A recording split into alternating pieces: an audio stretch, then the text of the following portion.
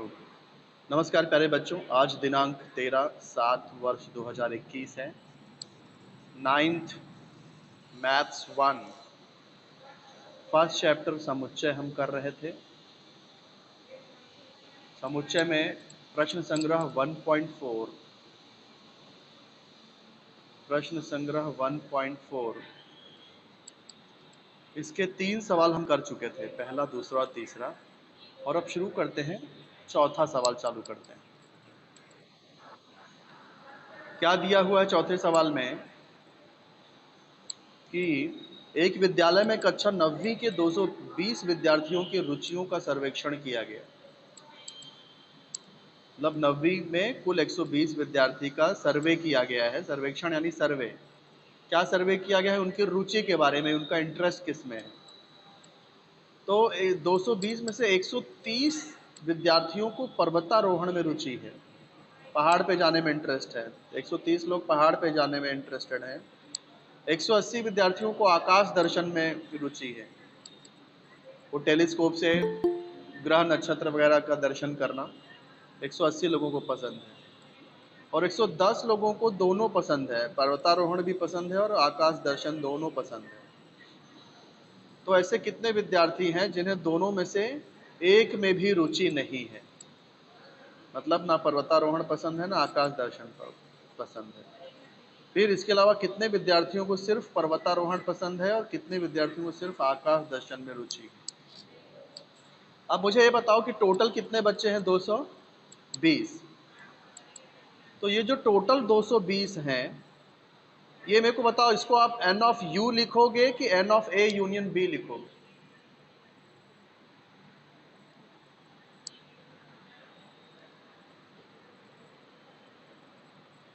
कल मैंने आपको बताया था कि a और b, मतलब हर कोई या तो a में है या तो b में है या तो दोनों में है, उसके बाहर कोई नहीं है। तो टोटल क्या होता है? n of a union b जो होता है वो टोटल नंबर होता है। टोटल जितना भी रहेगा वो सब n यूनियन b रहेगा। लेकिन अगर कुछ लोग a में हैं, कुछ लोग b में हैं, कुछ लोग दोनों में हैं और कुछ लोग a और b से बाहर हैं, बाहर भी हैं, तब n ऑफ u को ही टोटल बोलते हैं। तब टोटल जो है n ऑफ u होता है। जैसे मैं आपको बोलूं कि टोटल 100 लोग हैं, टोटल 100 लोग हैं, इसमें से कुछ लोग a में हैं, कुछ लोग b में हैं, कुछ लोग a और b दोनों में हैं। तो यहाँ 100 क्या हो गया? n ऑफ, ये इसको 100 बोलोगे फर्स्ट वाले को कि सेकंड वाले को 100 बोलोगे? फर्स्ट वाले, यानी यहाँ पर n of a union b 100 हो गया, क्योंकि हर कोई या तो a में है या तो b में है या तो दोनों में है। लेकिन अगर मैं बोलूँ कि 100 लोग हैं, 100 लोग में से 20 लोग जो है वो ना a में है ना b में है ना दोनों में है, तो अब मेरे को बताओ ये क्या लिखेंगे हम लोग? 20 लोग बाहर हैं, तो ये 100 क्या हो जाएगा? हाँ, ये जो 100 है वो n ऑफ u हो जाएगा, विश्व समुच्चय। कुछ समझा मैं क्या बोल रहा हूँ? ऐसे ही ये सवाल में देखो, इस सवाल में क्या पूछा है कि पहला क्वेश्चन क्या पूछा है कि जिन्हें दोनों में से एक में भी रुचि नहीं है, ऐसे कितने विद्यार्थी हैं? ऐसे कितने विद्यार्थी हैं जिन्हें दोनों में से एक में भी रुचि नहीं है? मतलब कुछ बच्चे ऐसे हैं जिनको ना तो ए पसंद है ना तो बी पसंद है। समझ रहे हो कि नहीं? ए और बी से बाहर वाले लोग भी हैं इसमें। तो फिर ये जो 220 है, ये क्या आएगा? यस, एन ऑफ यू आएगा, यू आएगा, क्योंकि कुछ लोग ए और बी के बाहर भी हैं। बराबर? तो 220 एन ऑफ यू हो गया।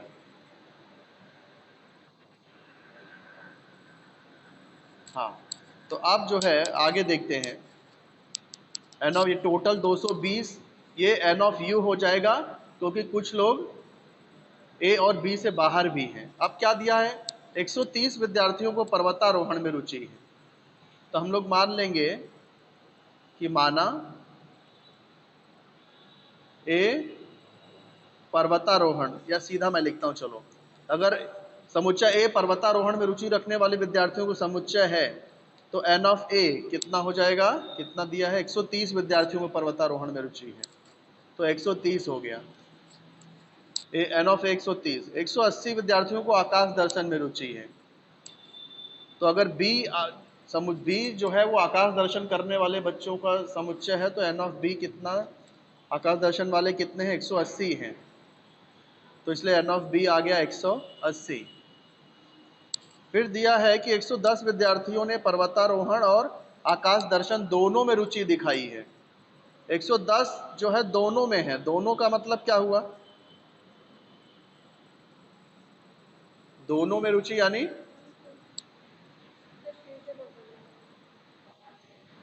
110 110 की रुचि दोनों में है, तो जो दोनों में होते हैं उनको हम इंटरसेक्शन से दिखाते हैं, उल्टा यू जैसा। तो 110 विद्यार्थियों की रुचि दोनों में है। अब हमें क्या क्या ज्ञात करना है, तो ऐसे कितने विद्यार्थी जिन्हें दोनों में से एक में भी रुचि नहीं है। तो सबसे पहले हमें क्या क्या ज्ञात करना है, पहला, दोनों में से एक में भी रुचि नहीं है, दोनों में से एक में भी रुचि ना रखने वाले विद्यार्थी ज्ञात करने हैं। अच्छा, ये कैसे मिलेगा हम लोग को, दोनों में से एक में भी रुचि ना रखने वाले विद्यार्थी कैसे निकालेंगे। देखो, ये आपका U है, विश्व समुच्चय, ये आपका A है, ये आपका B है। अगर मैं U में से A यूनियन B को माइनस कर दूं, तो क्या बचेगा, जो दोनों में नहीं है वही बचेंगे ना।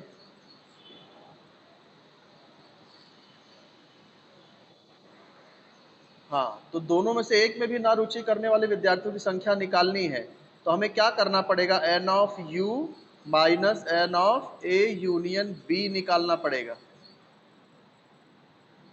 सही बात है कि नहीं। हाँ, फिर फिर दूसरा क्या पूछा गया है, दूसरा दूसरा क्या पूछा है, कितने विद्यार्थियों को सिर्फ पर्वतारोहण में रुचि है। तो दूसरा सिर्फ पर्वतारोहण, सिर्फ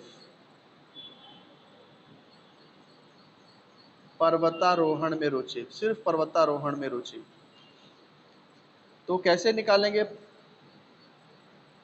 पर्वतारोहण को हमने ए माना है, तो देखो ये ए है, ये पूरा ए है, इसमें अगर ये कॉमन पोर्शन निकाल दें, तो सिर्फ ए बच जाएगा ना। तो सिर्फ पर्वतारोहण निकालना है, मतलब ये टोटल जितना भी ए में है, ए में जितने बच्चे हैं उसमें से जो कॉमन दोनों में जो है उसको माइनस कर दो, N of A intersection B को माइनस कर दो, तो सिर्फ पर्वतारोहण वाले बच्चों की संख्या मिल जाएगी। हाँ, वो थर्ड पे पूछा है कि सिर्फ सिर्फ आकाश दर्शन वाले, तो सिर्फ आकाश दर्शन वाले बच्चा निकालना है, तो क्या करेंगे, पर्वतारोहण को हमने ए माना था, तो सिर्फ पर्वतारोहण वाले बच्चे निकालने हैं, तो N of A minus N of A intersection B हो जाएगा। आकाश दर्शन को हमने बी माना है, तो सिर्फ आकाश दर्शन वाला निकालना है, तो क्या करेंगे, N of, yes, N of B minus same N of A intersection B. हाँ, तो इसका मतलब हमको एन ऑफ यू पता होना चाहिए, एन ऑफ यू पता है, फिर N of A union B पता होना चाहिए। तो वो पता है क्या? नहीं पता है। देखो, तो हम क्या करेंगे, सबसे अब शुरू करते हैं हल। सबसे पहले हमारा काम क्या है? N of A union B निकालना। सूत्र क्या है? N of A plus N of B minus N of A intersection B. अब एन ऑफ ए हमको पता है कितना है, एन ऑफ ए 130 है, तो इसलिए एन ऑफ ए की जगह पे 130 आ जाएगा। एन ऑफ बी कितना है? 180 है, तो एन ऑफ बी की जगह पे 180 आ जाएगा। N of A intersection B कितना है? 110 है, तो यहाँ 110 आ जाएगा। इन दोनों को प्लस करेंगे तो कितना आएगा? 0। 8 और 3 11 के एक हाथ से लगा 1, और ये 310 हो जाएगा। 130 प्लस 180 करेंगे तो 310 हो जाएगा, और ये माइनस 110 कितना हो गया? 0 में से 0 गया 0, 1 में से 1 गया 0, 3 में से 1 गया 2, 200 आ गया। N of A union B 200 आ गया। अब हम लोग ये फर्स्ट वाला निकाल सकते हैं, क्योंकि हमको एन ऑफ यू भी पता है, N of A union B भी पता है। तो अब हम लोग फर्स्ट वाला निकाल लेंगे कि दोनों में से एक में भी रुचि ना रखने वाले विद्यार्थियों की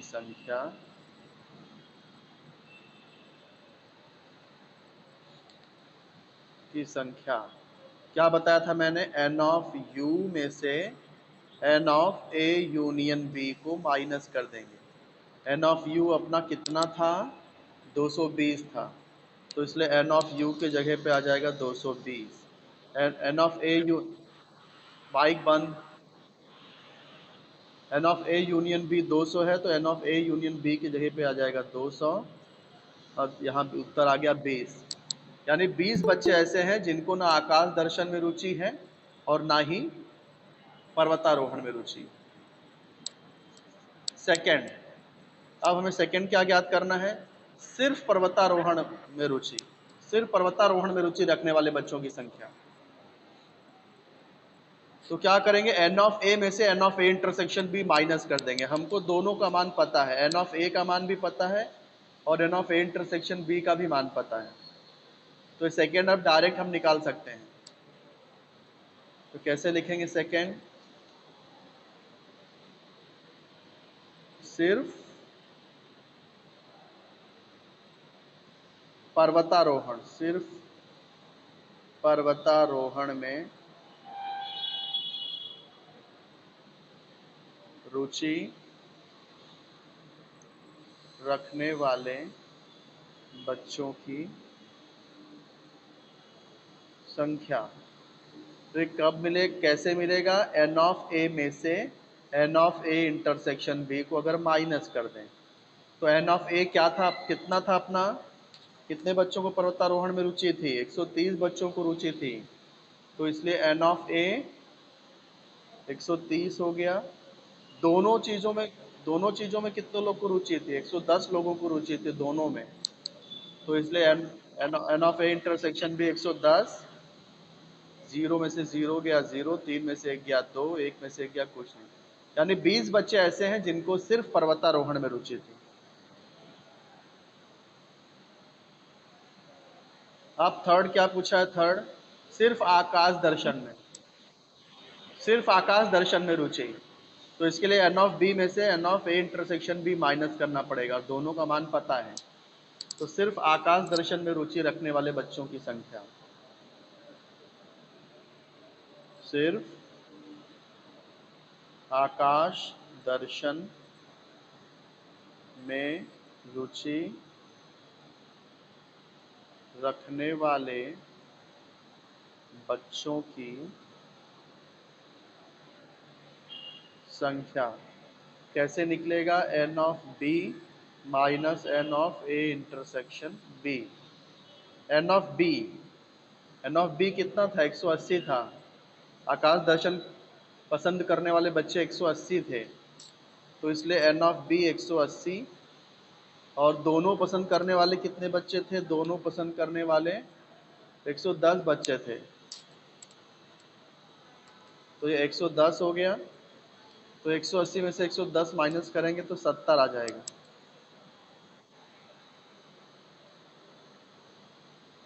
तो इस तरह से सिर्फ आकाश दर्शन में रुचि रखने वाले बच्चों की संख्या हो गई 70। तो यहाँ पर ये चौथा सवाल भी समाप्त होता है। हाँ, तो अब पांचवा कर देते हैं। इस पांचवा करते ही 1.4 खत्म हो जाएगा। पांचवा सवाल क्या है देखो, संलग्न आकृति के माध्यम से निम्नलिखित सभी समुच्चय लिखिए। तो सबसे पहले क्या लिखना है? ए लिखना है। तो देख लो ए में क्या आ रहा है।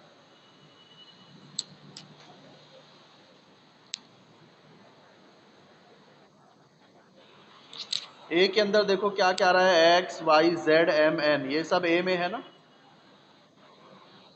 तो ए में हमको यही लिखना पड़ेगा, X Y Z M N. तो ए में क्या आ गया? ए में आ गया X Y Z M N, बीच में कॉमा रहेगा। तो ये हमने ए लिख दिया। अब बी, ऐसे ही बी लिखना है। बी में देखो क्या क्या आ रहा है, पी क्यू आर, हाँ, P Q R M N. तो इसलिए बी अब कैसे लिखेंगे? B P Q R M N, P Q R M N. फिर क्या पूछा? ए यूनियन बी, मतलब ए और बी टोटल मिला के, ए और बी मिला के। तो क्या आएगा? X Y Z P Q R और एम एन, यही सब है ना। तो ए यूनियन बी क्या आ जाएगा? ये X Y Z P Q R, ये एम एन दोनों में है तो इसलिए एक ही बार लिखना पड़ेगा इसको, एम और एन। तो ये हो गया A union B. A union B के बाद क्या पूछा है? हाँ, ये यू यानी विश्व समुच्चय। यू का मतलब क्या हो गया? ये पूरे बॉक्स में, ये पूरे पूरे ये जो चतुर्भुज बना है इसके अंदर पूरा।